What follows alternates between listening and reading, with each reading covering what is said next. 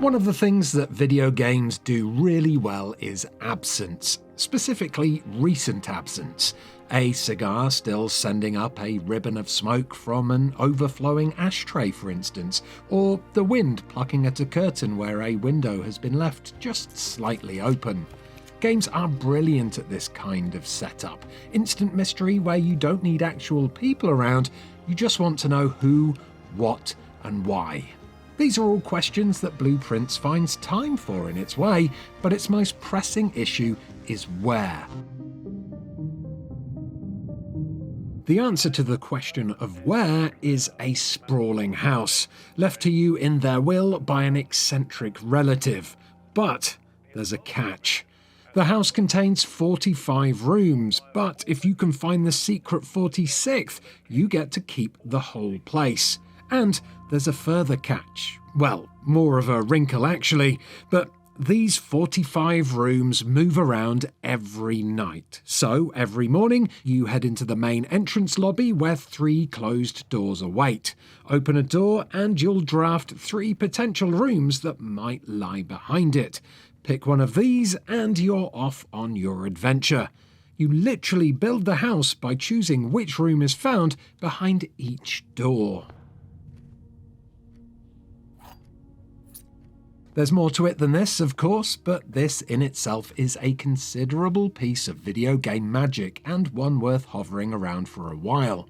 This is because it's seamless. You pick the room, open the door, and magically the room you picked is instantly waiting for you behind that door.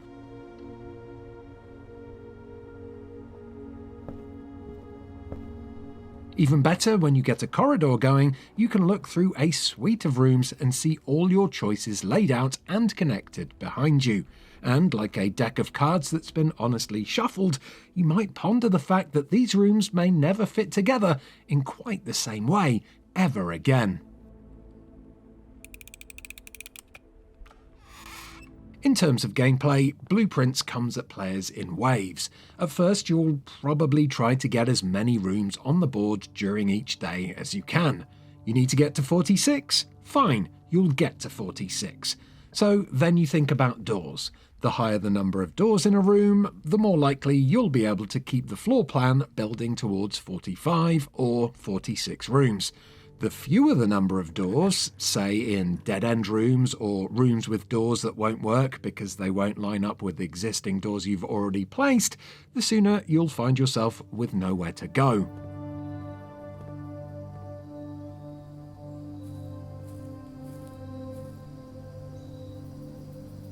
Thinking about Blue Prince in this way is natural at first, but over time you'll start to realise that doors are just a series of resources that the game encourages you to juggle as you work. Besides the doors themselves, the simplest of these resources is footsteps. You have a set number of footsteps at the start of each day, and you lose one whenever you move from one room into another. This means you lose them steadily as you build, but also that you can lose them in big gulps if you have to backtrack, when you reach a dead end, for example. Some rooms have special bonuses that grant more footsteps, and some rooms have special conditions that take additional footsteps away. Run out of footsteps and you are done for the day. You retire for the night, and then the lobby with its 3 doors and its fresh decisions awaits for you the next morning. Alongside doors, you have to consider coins, gems, and keys. Coins are collected as you go. Maybe you find them on a mantelpiece or sat on the edge of a bar, and they can allow you, in certain rooms, to buy special items. Some rooms, like the chapel, take away coins as you pass. Other rooms, for example the pantry, will always have a stack of coins waiting for you. Gems and keys, meanwhile, are all about opening doors. Some doors are locked, so you'll need a key, a standard key perhaps, or a special key that will grant a particular kind of room choice behind it. Or there's keys to specific locations, but that stuff is probably best left for you to find out by yourself. Gems, on the other hand, allow you to buy certain room options which come at an extra gem cost, and often these are really good rooms with specific functions.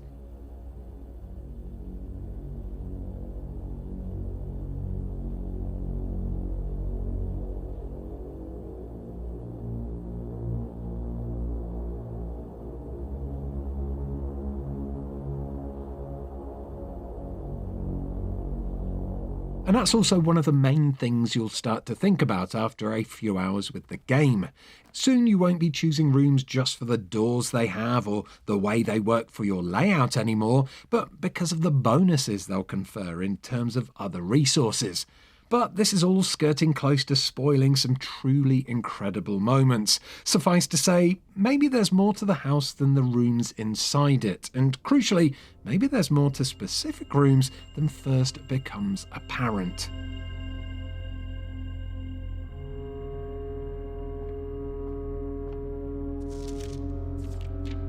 To put it another way, some rooms are puzzles in and of themselves, and some puzzles require multiple rooms in order to solve them and progress. At its simplest, maybe one room has a safe with a keypad, but can you find the code for the keypad? Getting more complex, in another room you might find a computer that allows you to alter a certain kind of lock mechanism in the house that might in turn allow you to access a door that, well, I should say no more. Another room might contain a boiler with a series of pipes and valves to manipulate. Another room might be entirely dark, so does a different room offer you the chance to get the lights back on maybe? It's through these puzzles and through the game's interactions with a series of items you can randomly pick up as you move through the house, which start you thinking about the narrative. And Blue Prince is ultimately a game that is all about its narrative. Who lived here? What happened to them? Why? All of this spills out to that first question of where. In game terms, it's delightful stuff because of the run-based nature of Blue Prince. On one run, you might have the perfect item to unlock something in a room that's been bugging you, but will the RNG give you that room in the drafts? In another, you might get a chance to permanently upgrade a room for the future, but you'll need to pick through a bunch of different rooms that all have their own specific claims for that upgrade. This is inevitably just the start of the things that this game has in store for you. And that's the crux of this, really. What we love most about Blue Prince is this sense of a place and an idea and an understanding that evolves over time. Yes, you'll start to think more cannily about conserving footsteps and minimizing backtracking, but you'll also start to sense buried harmonies within rooms and within a room's position in the available house grid. Which kind of room should always be at the outside of the grid, for instance? When is it a waste to use one of the really good corridors? How many available doors must be in play for you to gamble on a dead end like the breaker room? What's really going on inside the rooms themselves?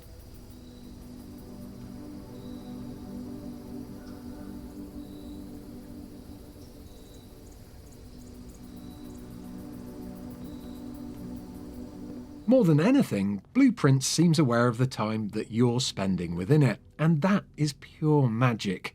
The richest aspect of the game's extremely rich design may be how many secrets it springs once you've lived with it for a while. It's in the pleasure of finding hidden features in rooms that you thought you fully understood, the pleasure of coming back to something that you thought was simple and finding that it's not simple at all. And, as it was foretold, I am awakened at the sound of a dropping coin. All in all, Blue Prince is a brilliantly playful game about architecture and place, and it is a sheer delight to experience. Thank you so much for watching this video review of Blue Prince. If you enjoyed it, why not like this video and subscribe to Eurogamer for almost daily videos about video games, and do check out this other video review that is on screen and clickable right now. Goodbye.